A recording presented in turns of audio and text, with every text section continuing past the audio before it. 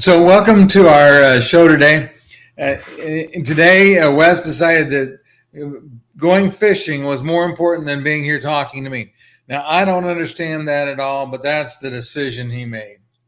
But we got an interesting conversation coming up today. I think you'll enjoy it. We're going to start with our usual statement here. We want you, if you have questions and comments, let's go ahead and put them in the chat. That way we can see what you're thinking, because this show is about you, not just about me. So the second question that we always ask, and this is my favorite one, and that is, where are you watching from? Now, I will say this. Right now, I'm watching from North Carolina. Next week, I might not be in North Carolina.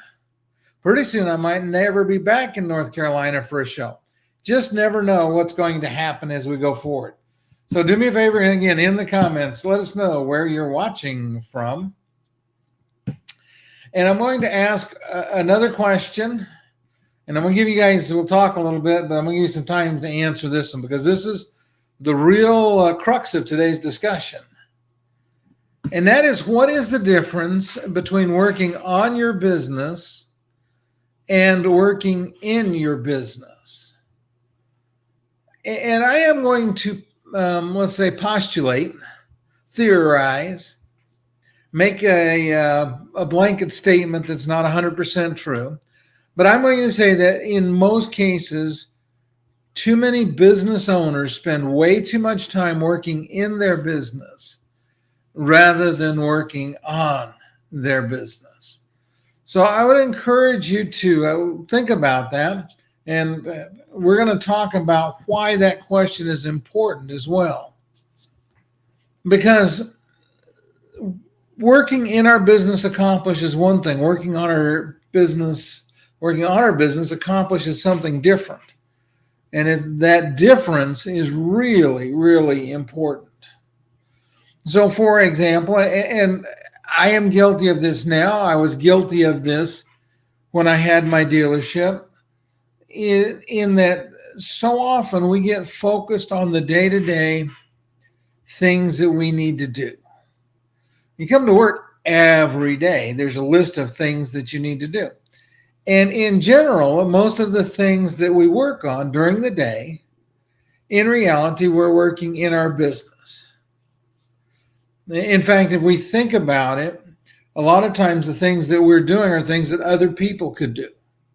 That if we hired a manager, they could do that. The things, and we could say maybe that's one of the differentiations between working on our business and working in our business, is if we're working on our business, that's something that only we can do because it's our business. But answering the phone call, taking care of the sales questions, walking around making sure everybody's doing their job, those are all things that someone else could do as well, or maybe even better than we do it. Not saying that we have the capacity or the need to hire a manager, but I'm just saying that's kind of a differentiation. I would say another piece of that is that if we're working on our business, we're looking at what can we do to make our business better, to make it more successful, to help it grow. And if we're working in our business, again, we tend to be doing things that are just normal, routine, daily tasks. They don't have any necessarily a long-range impact. So working on our business is really about the long term of our business. So I'm going to bring up another topic here that I think is important as well. And this comes from Stephen Covey's book, The 7 Habits of Highly Effective People. And he made this statement there, or one of the principles there is that you start with the end in mind. And if you're watching this on the replay, do us a favor, go ahead and put your comments and your thoughts in as we go through this. And we'll respond back to you on it. But we want to think about starting with the end in mind. That might be the end of our business, might be when we leave our business. It might be the end of a 5-year plan. Might be the end of this year's plan. It might be the end of the week. But in general, when we're planning, what we want to focus our attention on is we want to focus our attention on the end of the period of time we're creating a plan for, you could say. I wanted to share with you a piece of video that's also from Stephen Covey. I thought it was very appropriate, and again, it applies to a lot of us. When we own businesses, we spend a lot of time, and this applies to managers too, I would say. As in my service management class, one of the things I try to instill in my service managers as I teach them is the need to be looking down the road. A lot of times in business, we look at where we are today. If we're looking at reports and numbers, we're looking at where we were at yesterday or the day before. But in reality, to be successful as a business person, we really need to be looking down the road. And that goes back to starting with the end in mind. So the question is how do we find the time? So I'm going to share with you a video. And in this, you may have seen it, but it really makes the point and drives it home well for us.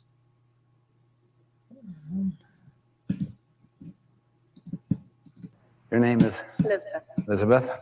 You have a work life? I do. Family life as well? Mm-hmm. Children? Not yet. Not yet. What's the nature of your work assignment? I direct an international firm. An international firm. Mm-hmm. So you really are interfacing with all kinds of people in the firm and outside the firm. That's right. You want a rich personal life and a rich family life. You ever feel like you get bogged down in the thick of thin things? Yes. Well, that might be analogous to all these little, small things that tend to fill our life. And that just little by little, they just accumulate. Now, your job, you can't go above this, is to get all those large rocks in the jar. Good luck.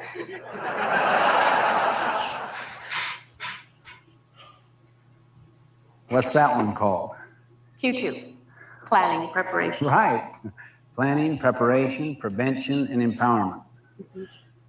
Okay, the next rock she's putting in there is called relationships and family.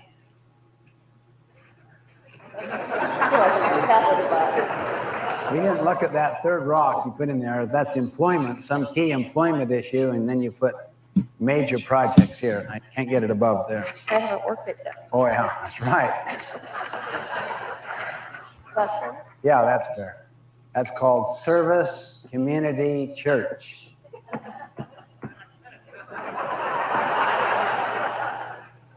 Do you ever feel like this? Yes.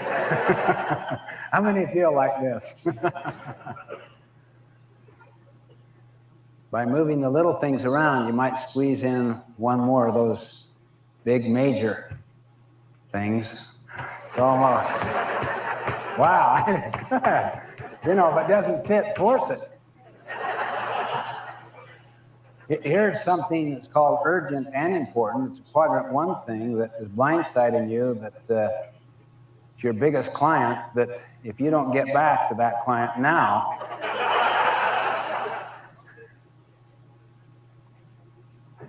you've given up your vacation.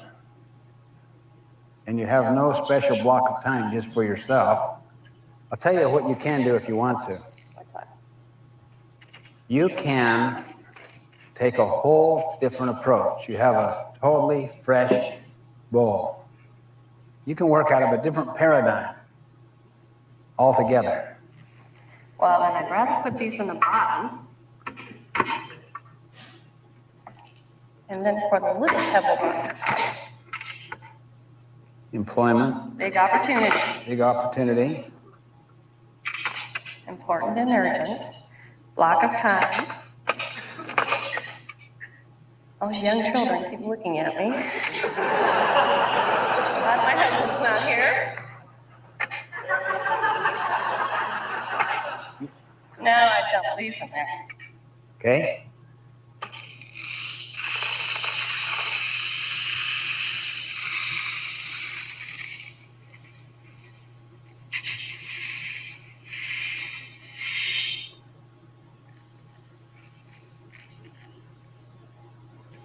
That's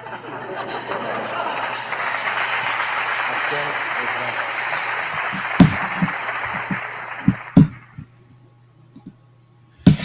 And I liked sharing that because it illustrates the challenge that happens for most of us in our days.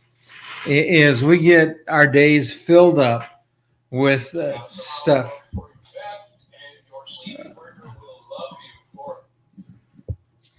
Make that stop.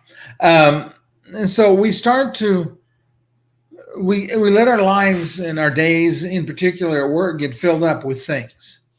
There's always going to be a phone call. There's always going to be a person in the company that needs something.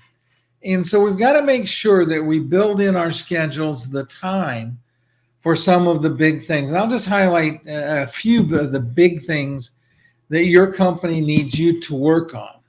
And these would be part of working on your company, not in your company. And the first one is a 5-year plan. And when I say a 5-year plan, I am not talking about something you take to the bank, but I am talking about a document that serves to guide your business forward for the next 5 years so that you know where you expect to be financially, product-wise, client-wise, all of those things. What does your business look like in 5 years? And you say, well, things change. Things will change. You won't get it right. But you will get it better than if you don't make the plan, if you don't create the plan. And one example of why this becomes very important is that your service manager, if you're the owner of a copier dealership, an MPS dealer, or if you're in a business where it takes time to train people, it takes about 3 years to take someone off the street to build a technician that's 100% efficient. Now, if your manager doesn't know where he's going to be in 3 years, for example, how can he make a good hiring decision today? The next piece of that is, how do we know? We have to think about where's the market going to be. There's so many things that we need to think about. But this is one of those big rocks that can be the difference between continuing in the same mold and muddling along, or transforming your business into something that is a dominant force in your marketplace. And you get to choose what you do. You can pick what you want to be, but building the plan is really important. Here, I'll share something else that I think is very important. And again, I ask service managers, it's one of the things I routinely ask service managers that come into my training class. What's your disaster plan look like? If you walked up to your building tomorrow and it was burned to the ground, what would you do? Here's the interesting thing. I have yet to have a service manager attend my class that had the answer to that question. But, you're like, well, it hasn't happened. It won't happen. It happens to businesses all the time. And it doesn't have to be a fire. It could be a hurricane, a tornado, a windstorm, an earthquake. Could be whatever it is. But what happens if, the worst scenario plays out? You need to have a plan, and all your managers should know what the plan is, so that if they're the first ones on scene, they can start to move your business forward. And I see it so often in other industries. I dealt with a phone company, which through a series of errors wound up, all of a sudden, a bunch of their customers didn't have access to the internet. it was 4 days before they got it fixed, which says their disaster plan wasn't very good. The second piece of it is they had no communication strategy. And all of these are things that should be thought about in a disaster plan. You can think about some of the things. The pandemic's not one of those things we probably would have had in our disaster plan, because not one of those things that was foreseeable. But if we'd had a disaster plan that dealt with other types of events, the odds are that the information in those plans would have helped us during, and the process of creating those plans would have helped us during the pandemic. How about supply chain issues? What's your plan?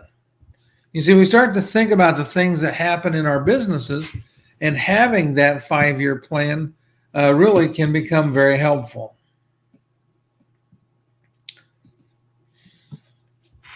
This last one is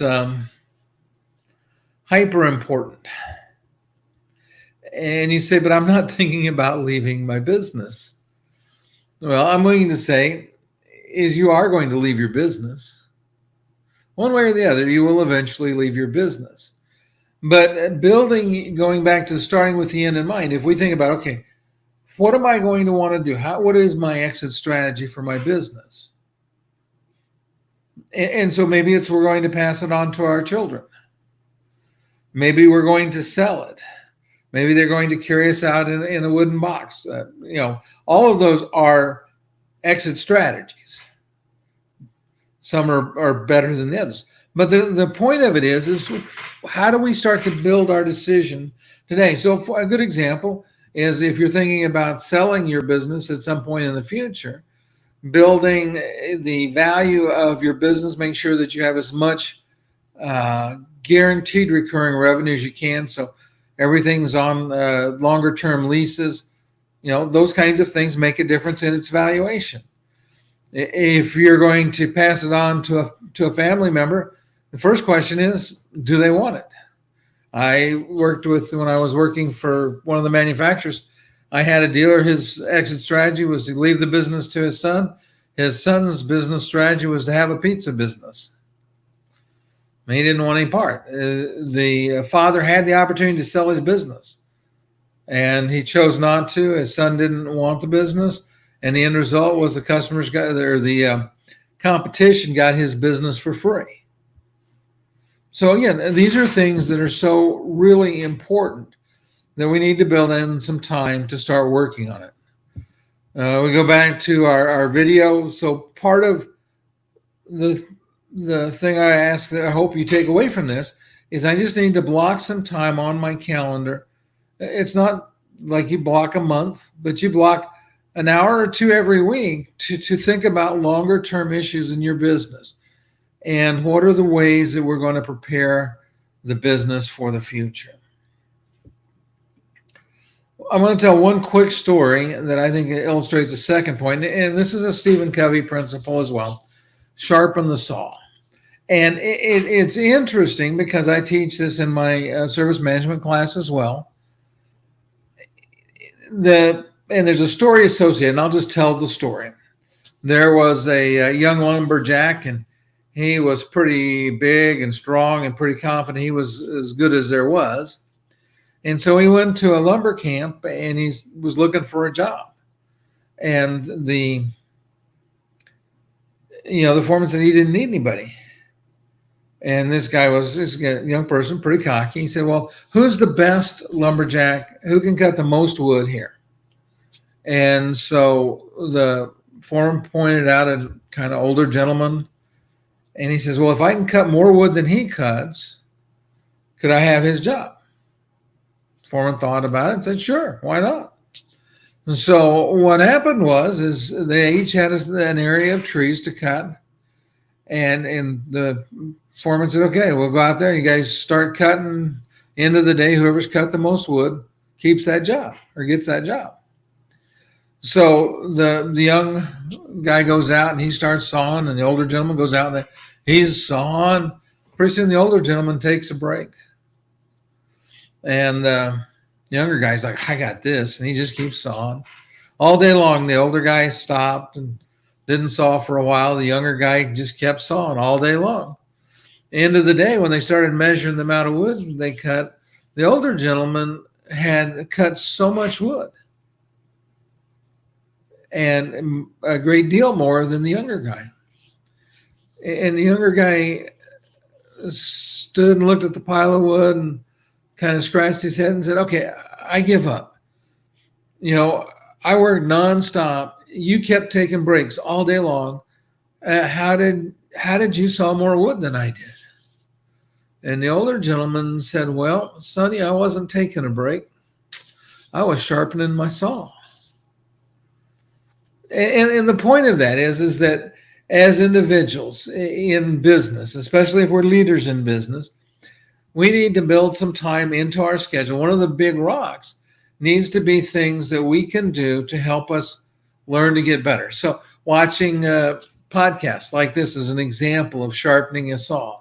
Reading books about business, and not things necessarily specific to your industry, but just about business in general, is another example of a way to sharpen your saw. It's interesting that in the service management class I teach, the students have a total of 5 books they have to read and do book reports on. You're like, oh, back to high school, back to grade school, got to do book reports. But the purpose is to A, ensure they read them, and B, to make sure that they grasp the value of it. It's very interesting that in the very first class, one of the gentlemen that went through it, he took the books that we read in class and had book club in his company because he saw the value of doing that. And so I would encourage you to make these kinds of things a part of your process.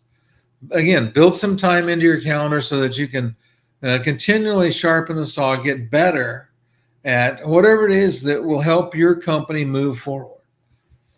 And the goal of all of it is obviously to work on your business to make your business the best it can possibly be. And not talking about just the sheer numbers, because numbers have value. But the question is your business the best it could be? In fact, I suggest that my service managers play a little bit of a song by Tina Turner, if they're going to have a team meeting, and it's simply the best. And it starts off simply the best, better than all the rest. And if you work on your business like that, with that goal in mind, you will be hugely successful in the long term. I would encourage everybody that has not done so to go to this website, flatrate.world/compensation. Quest and I have a webinar coming up. This will get your name on the list. We're going to start talking about compensation. And, the first discussion, this webinar is going to focus on some of the reasons that it may be worth time and energy thinking about how you pay employees. The job situation is becoming more challenging. Trying to hire people, trying to retain people, all of those are things that are becoming more difficult, not less. And so it is by thinking about it and learning from others that you have the opportunity to try to solve those issues. Again, do me a favor, if you're watching on the replay, please go ahead and answer the questions. And we'll see everybody next week. Wes will be back. I will be somewhere else, but I'll be on the show next week. Thanks for joining.